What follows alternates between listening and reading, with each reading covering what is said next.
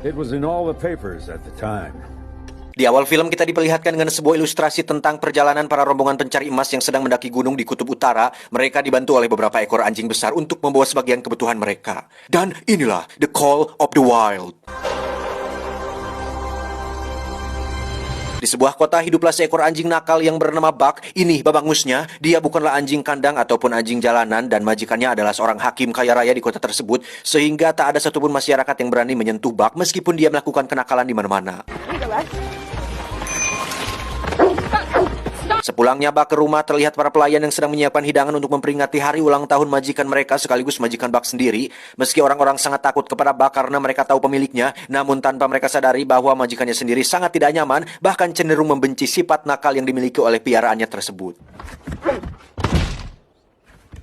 Dan puncaknya ketika acara ulang tahun tengah berlangsung dan sesi foto dilakukan, tiba-tiba Buck datang dengan sebuah daging di mulutnya. Dan betapa kecewanya sang majikan ketika melihat hidangannya yang telah hancur oleh kenakalan anjingnya tersebut. Singkat cerita, malam pun tiba. Karena terlalu kesal dengan kelakuan Buck, si pengacara meminta agar Buck merenungi apa yang telah dia lakukan tadi siang dan membiarkannya tidur di luar. No, not now, Buck. Beberapa saat kemudian, ketika Bah Zeus mulai mengeluarkan gemuruhnya di kejauhan, sayup-sayup terdengar seseorang memanggil namanya. Ternyata orang tersebut merupakan orang jahat yang datang untuk menangkapnya. Dan setelah tertangkap, dia langsung dibawa ke sebuah tempat yang dipenuhi dengan kandang anjing di dalamnya. Ketika dia hendak melarikan diri, dia langsung dihadang oleh seorang penjaga dengan sebuah pentungan di tangannya. Karena tidak ingin terluka, dia pun memilih untuk pasrah tanpa melawan kehendak orang tersebut. Good. Namun ketika tak ada seorang pun memperhatikannya, dia pun langsung melarikan diri dari sana dengan sedikit kekecewaan yang dia perbuat dalam misi pelariannya itu. Dan lagi-lagi, kenyataan pahit langsung menamparnya saat dia menyadari bahwa dirinya tengah berada di atas sebuah kapal.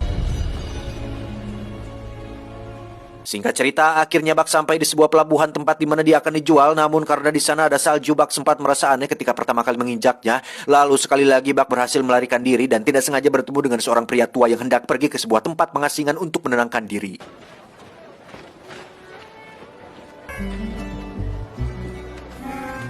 Hey, thanks. Fuck! Kemudian Buck kembali tertangkap dan langsung dijual kepada seorang pria kulit hitam yang berprofesi sebagai seorang tukang pos. Dan oleh majikan barunya dia langsung diperkenalkan dengan rekan kerjanya yang sesama anjing. Di sana dia bertugas untuk menarik kereta luncur yang di dalamnya terdapat ratusan surat untuk mereka kirim kepada masyarakat. Welcome to the team. Awalnya Buck tidak bisa menjalankan tugas dengan baik karena hal tersebut sangat tabu baginya. Bahkan dalam perjalanannya pun mereka sempat terjatuh gara-gara Buck tidak mengerjakan tugasnya dengan benar. Namun majikannya tidak memarahi Buck sedikit pun. Dia terus menyemangati Buck agar bisa lebih cepat beradaptasi dengan pekerjaan barunya. Dan lambat laun akhirnya Buck mulai terbiasa dengan pekerjaannya tersebut. He's not broken. Just got cut. Malam harinya ketika pembagian makanan sedang berlangsung, pemimpin para anjing yang tidak puas dengan makanannya pun langsung atau memulai mengambil paksa makanan milik anak buahnya. Namun Buck yang merasa kasihan langsung memberikan jatahnya kepada anjing yang tertindas tersebut. Dan sejak saat itu para anjing yang lain mulai menerima Buck dan lebih respek kepadanya. Singkat cerita, suatu hari petugas pos dan istrinya tengah memeriksa kondisi sungai yang telah membeku. Namun ketika berada di tengah sungai, tiba-tiba terjadi sebuah retakan yang mengakibatkan sang istri harus tercebur ke dalam sungai. Dan tanpa menunggu aba-aba, Buck langsung terjun ke dalam air dan menyelamatkan istri si tukang pos tersebut. Namun naas, Buck tidak bisa menahan keseimbangan tubuhnya dan terjebak di bawah sungai es. Kemudian majikannya itu langsung mengejar Buck dan mencoba untuk memecahkan lapisan es agar dia bisa menyelamatkan anjingnya yang sedang terjebak. Namun sia-sia saja karena lapisan es yang terlalu tebal sehingga sang majikan hanya bisa pasrah dengan kepergian anjingnya tersebut. Namun baru saja sang majikan menerima takdirnya, tiba-tiba dengan watadosnya Buck memberikan sebuah tongkat kepada sang majikan agar dia bisa memecahkan lapisan es dengan mudah. Dan hal tersebut cukup mengharukan. Singkat cerita, malam pun tiba. Atas dasar rasa terima kasih yang sangat mendalam kepada Buck, majikannya kemudian memberikan Buck sebuah daging yang menandakan bahwa kini dia telah diterima sepenuhnya oleh majikannya tersebut. Namun sayangnya sang pemimpin barisan para anjing tidak menyukai Buck atas apa yang telah dia dapatkan dari sang majikan. Kemudian dia mengajak Buck berduel di bawah indahnya aurora atau cahaya kutub. Awalnya Buck kalah hingga tak sadarkan diri, kendati tak sadarkan diri kawanan anjing lain yang menaruh hormat padanya pun mulai menyemangatinya. Mendengar ucapan semangat dari teman-temannya ditambah dengan bayangan serigala hitam yang selalu ada ketika Buck dalam kesulitan, dia pun akhirnya bangkit dan perkelahian pun kembali terjadi di antara mereka.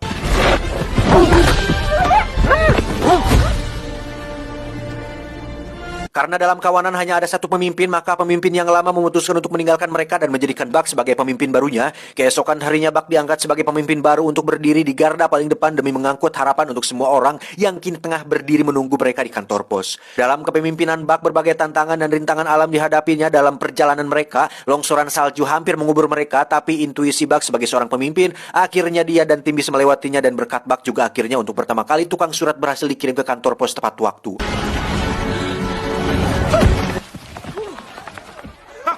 Dan setelah berhasil dengan tugasnya, Buck kemudian melihat semua wajah konsumen yang dipenuhi dengan senyum kebahagiaan, dan lagi-lagi dia bertemu dengan serigala hitam yang selalu hadir dan mengawasi Buck dari balik bayang-bayang, lalu menghilang seiring hembusan angin yang menutupi tubuhnya.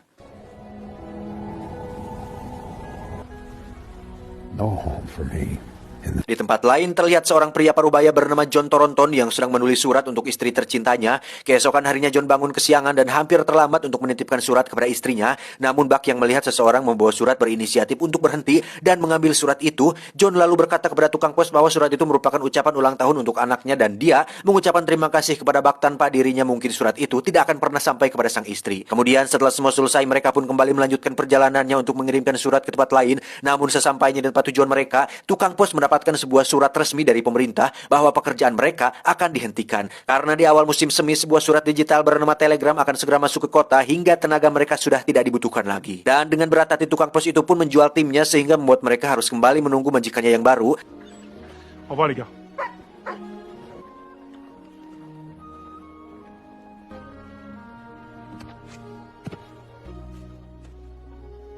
Suatu ketika datang seorang saudagar kaya pemburu emas bernama Hal. Ia datang untuk membeli semua kawanan anjing yang nantinya akan dipekerjakan sebagai penarik kereta untuk membawa berbagai keperluannya yang sangat berat. Dan benar saja, Buck dan timnya tidak bisa bergerak sedikit pun karena kapasitas yang dibawa Hal sudah melampaui kemampuannya. Ketika Hal mulai merajuk, dia berniat untuk memberi Buck pelajaran. Namun beruntung, John yang melihat anjing penyelamatnya akan disiksa langsung menghampiri Hal dan memintanya untuk tidak melakukan hal tersebut. Yeah, I know. Kemudian John bertanya kepada Hal tentang tujuan perjalanannya, namun ketika dia melihat sebuah peta, John langsung memberikan saran kepada Hal untuk tidak melakukan perjalanan karena semua yang dia impikan merupakan sebuah dongeng belaka. Ditambah lagi, musim semi akan segera datang sehingga salju akan segera hilang, dan ditakutkan bahwa anjing yang mengangkut mereka akan mati tersiksa di perjalanan. Namun Hal yang telah dibudakkan oleh harta pun, dia mengatakan kepada John untuk tidak ikut campur dalam urusannya, dan dengan dipenuhi emosi, Hal dan rombongannya pun memutuskan untuk memulai perjalanan mereka. Sementara itu di perjalanan mentari di siang hari mulai mencairkan salju yang membuat perjalanan Buck menjadi lebih sulit. Beban berat yang dia bawa ditambah dengan trek yang mereka lewati membuat Buck harus bekerja lebih keras, bahkan melampaui batas kemampuannya sendiri. Karena tidak mampu menahan beban, akhirnya Buck dan timnya mulai tumbang karena kehabisan tenaga. Dan ketika hendak memberinya pelajaran, lagi-lagi seorang John datang dan langsung menyelamatkan Buck dari kekejaman si Hal. Sekali lagi John meminta Hal untuk tidak melanjutkan perjalanan mereka karena itu semua akan sia-sia saja dan dia akan membahayakan semua rekan setimnya. Kemudian setelah menjalankan kewajibannya, John langsung membawa Buck ke sebuah padepokan. Sementara itu anjing yang lain terpaksa harus mengikuti Hal dan meninggalkan sosok pemimpin yang sangat mereka hormati.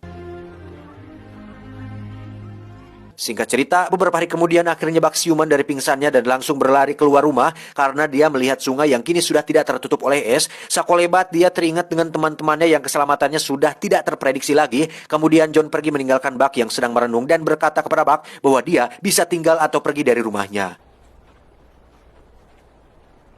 Setibanya di sebuah kedai, John tiba-tiba diserang oleh Hal karena merasa dendam kepadanya. Hal berkata kepada John bahwa semua orang dan anjing pengangkut pergi meninggalkannya dan itu semua adalah kesalahan John. Namun tiba-tiba Buck datang dan langsung menyerang Hal karena dia juga memiliki dendam kepadanya. Akan tetapi pengunjung di sana melerai mereka dan mengikat Buck karena menganggap bahwa dia adalah anjing gila. Ketika Buck hendak dibunuh, salah satu deputi di sana mencoba untuk kembali menenangkan keadaan dan dia melihat Hal membawa sebuah senjata yang sangat dilarang penggunaannya di tempat tersebut. Oleh karena itu Hal pun dilempar keluar dari kedai oleh pemiliknya.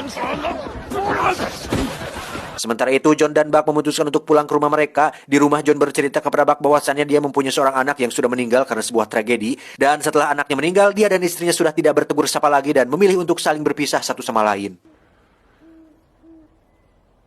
Singkat cerita, pagi puncak, tiba-tiba rencana muncul dari benak Thornton. Di akhir masa hidupnya, ia bertekad untuk pergi ke suatu tempat yang menjadi dambaan putra kesayangannya selama ini. Sebuah tempat yang tak pernah dikunjungi oleh siapapun. Tempat itu jauh di luar peta yang selama ini Thornton pegang dan petualangan mereka berdua pun dimulai.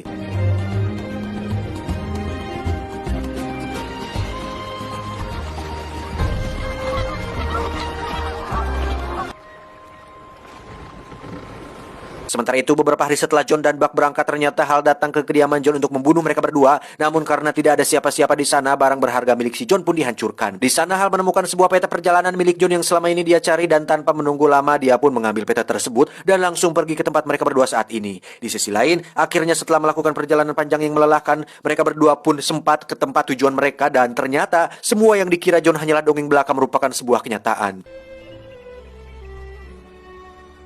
Keesokan harinya ketika John sedang mandi dan dia melihat banyak sekali emas yang berserakan di dalam sungai, sementara itu perhatian Buck terus teralihkan oleh serigala kutub yang masih perawan. Melihat rekannya yang sedang kasmaran, John menyuruh Buck untuk pergi menemuinya, dan kini hari demi hari dilalui Buck dengan terus mengikuti pujaan hatinya tersebut. Meski hanya bisa melihat dari kejauhan, tapi Buck tidak pernah patah semangat untuk menggait pujaan hatinya tersebut, hingga terbentuklah sebuah momen ketika salah satu serigala kutub yang tikus sewat masuk ke dalam sungai dan terombang-ambing oleh derasnya air sungai tersebut. Karena tidak ada satupun serigala yang menolongnya, Buck dengan respon yang cepat langsung menyelamatkan serigala itu dari kematian.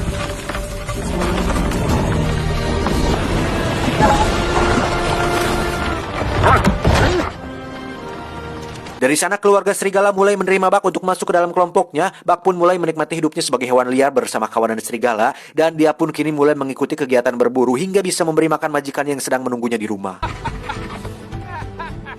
Sementara itu, John yang semakin menyadari bahwa Buck mulai linghas memutuskan untuk kembali ke kampung halamannya sendirian tanpa membawa Buck bersamanya. John pun berkata bahwa besok dia akan pulang ke rumahnya. Dia meminta agar Buck bisa datang besok pagi untuk mengucapkan selamat tinggal kepadanya. Singkat cerita, malam pun tiba. Ketika John sedang menulis surat, tiba-tiba dia mendengar sebuah suara aneh dari luar. Dan saat diperiksa keluar, John hampir saja tertembak oleh seseorang. Karena kaget, John tidak sengaja melemparkan sebuah damar hingga membuat pondoknya terbakar. Dan ternyata Hal merupakan dalang di balik penembakan yang terjadi barusan. Buck yang mendengar ada suara tembakan langsung pergi menuju kediaman John untuk memeriksa situasi majikannya.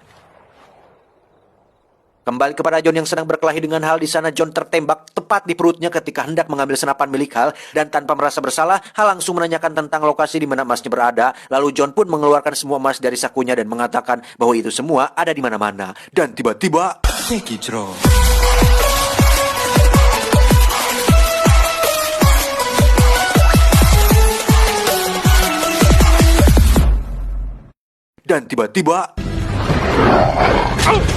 Buck pun langsung mengangkat dan melemparkan Hal ke dalam pondok yang sudah dilahap api, dan Hal pun akhirnya tewas bersama terbakarnya pondok yang pernah Buck dan John tinggali.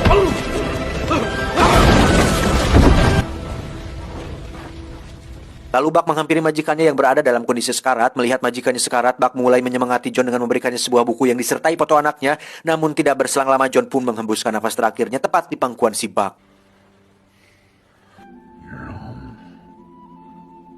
Sepeninggalannya John, Buck akhirnya menikah dengan sang serigala kayu dan melahirkan beberapa keturunan. Lalu film ditutup dengan Buck yang melihat ke arah serigala hitam yang selalu ada ketika Buck membutuhkan sebuah motivasi. Lantas, siapakah serigala itu? Tamat, ending yang cukup membagongkan.